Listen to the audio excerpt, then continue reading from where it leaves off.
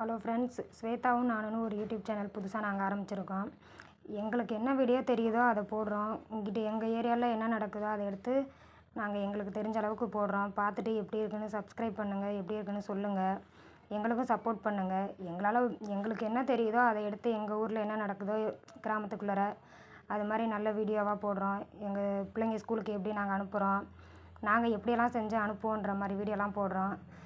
Subscribe பண்ணுங்கள், கொஞ்சம் like பண்ணுங்கள், எங்களுக்கும் கொஞ்சம் சப்போர்ட் பண்ணுங்கள். இப்போ என்ன செய்கிறோன்னா, எண்ணெய் கத்திரிக்காய் குழம்பு. அதாவது நம்ம வீட்டில் என்ன இருக்கோ சிம்பிளாக நம்ம வீட்டில் இருக்கிறத வச்சு எண்ணெய் கத்திரிக்காய் குழம்பு அல்லது புளிக்குழம்புன்னு சொல்லிக்கலாம். எங்களுக்கு எப்படி தெரியுமோ அந்த மெத்தடில் நாங்கள் வைக்கிறோம். ஃபஸ்ட்டு ஒரு அடுப்பில் ஒரு வானொலியை வச்சு நமக்கு தேவையான அளவு, நம்ம ஃபேமிலிக்கு தேவையான அளவு கத்திரிக்காயை ஃபுல்லாக கட் பண்ணாமல் 4 நாளாக கட் பண்ணி அந்த எண்ணெயை ஊற்றி அந்த கத்திரிக்காயை அந்த எண்ணெயிலேயே போட்டு நல்லா ப்ரௌன் கலராக வர்ற அளவுக்கு லைட்டாக உப்பு போட்டு நம்ம வதக்கிக்கணும்.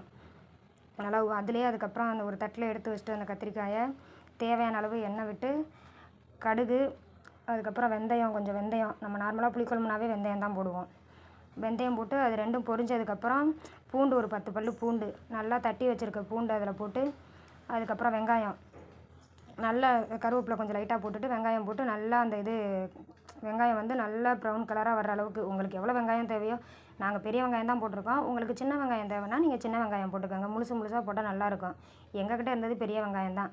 அந்த வெங்காயத்தை போட்டு நல்லா வதக்கிக்கணும். நல்லா அந்த ப்ரௌன் கலராக வர அளவுக்கு மூடி வச்சு நல்லா வதக்கிட்டு லைட்டாக உப்பு போட்டுக்கோங்க. உப்பு போட்டு நார்மலாக எல்லாருமே சொல்லுவாங்க வெங்காயம் வதங்குறதுக்கு உப்பு போடணுன்னு சொல்லிட்டு. வதக்கிட்டு அதுக்கப்புறம் தக்காளி போட்டு, தக்காளி வதங்குறதுக்கு லைட்டாக உப்பு போட்டால் ரொம்ப கைக்குதேனுமோ, தேவைன்னா லைட்டாக அதுக்கு வெங்காயத்துக்கு கொஞ்சம் லைட்டாக, இதுக்கு கொஞ்சம் லைட்டாக போட்டு நல்லா வதக்கிக்கணும். நல்லா எப்படின்னா அந்த எண்ணெய் பிரிகிற அளவுக்கு தக்காளி நல்லா எந்த அளவுக்கு வதங்குதோ அந்தளவுக்கு கொஞ்சம் கொழப்பு கிடைக்கும்.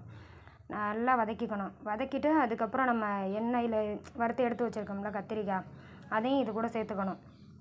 சேர்த்துட்டு அதுக்கப்புறம் நமக்கு தேவையான அளவு மசாலா என்னென்ன போடுவோமோ அந்த மசாலாலாம் போட்டுட்டு, மிளகாத்தூள், மஞ்சத்தூள், மல்லித்தூள் எங்கள்கிட்ட இல்லை, நாங்கள் அதனால் மல்லித்தூள் போடலை. அந்த கத்திரிக்காயை போட்டுட்டு அதுக்கப்புறம் மல்லித்தூள், மஞ்சத்தூள், அந்த மிளகாத்தூள் கொஞ்சம் நம்ம குழம்பு எவ்வளோ பேருக்கு தேவையான குழம்பு வைக்கிறோமோ அந்தளவுக்கு போட்டு நல்லா அந்த எண்ணெயிலே வதக்கிட்டு, அதுக்கப்புறம் புளி கரைசல் ஒரு எலுமிச்சம்பழம் அளவு அந்த மாதிரி புளி எடுத்து, எலுமிச்சம்பழம் சைஸில் புளி எடுத்து நல்லா கரைச்சி இந்த குழம்புல ஊற்றி நல்லா கொதிக்க விடுங்க. கொதித்து நல்லா அந்த கெட்டியாக வர்ற அளவுக்கு நல்லா கொதிக்க விடுங்க. சிம்மில் வச்சே லோ ஃப்ளேமில் வச்சே கொதிக்க விடுங்க.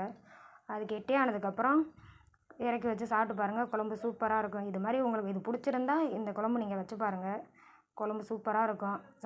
வச்சு பார்த்துட்டு சாப்பிட்டு பார்த்துட்டு எப்படி இருக்குன்னு சொல்லுங்கள்.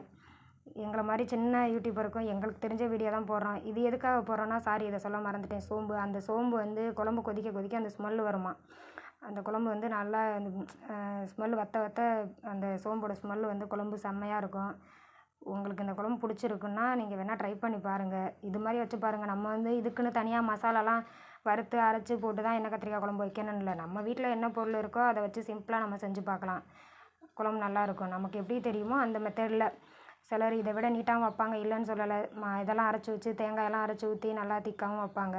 நம்ம வீட்டில் சிம்பிளாக நம்ம வீட்டில் இருக்கிறத வச்சு நம்ம இப்படியும் செய்யலாம். அந்த குழம்பு நல்லா தான் இருக்கும். நீங்களும் செஞ்சு பாருங்கள். எங்கள் யூடியூப் சேனலுக்கு சப்ஸ்கிரைப் பண்ணுங்கள், கொஞ்சம் சப்போர்ட் பண்ணுங்கள். இது மாதிரி எங்களுக்கு தெரிஞ்ச வீடியோ நாங்கள் போடுறோம். எங்களுக்கு எப்படி தெரியுன்றதை வச்சு காட்டுறோம். நாங்கள் கிராமத்து சைடு இருக்கவங்க எப்படி சமைப்போம் எப்படின்றத நீங்கள் பார்த்துட்டு செஞ்சு பார்த்துட்டு எப்படி இருக்குன்னு எனக்கு கமெண்ட் பண்ணுங்கள். கமெண்ட்டில் சொல்லுங்கள். யார் யார் பார்க்குறான்றது எனக்கு தெரியாது. செஞ்சு பார்த்துட்டு கமெண்ட்டில் சொல்லுங்கள். குழம்பு எப்படி இருக்குன்னு பார்த்துட்டு சொல்லுங்கள். Thank you friends.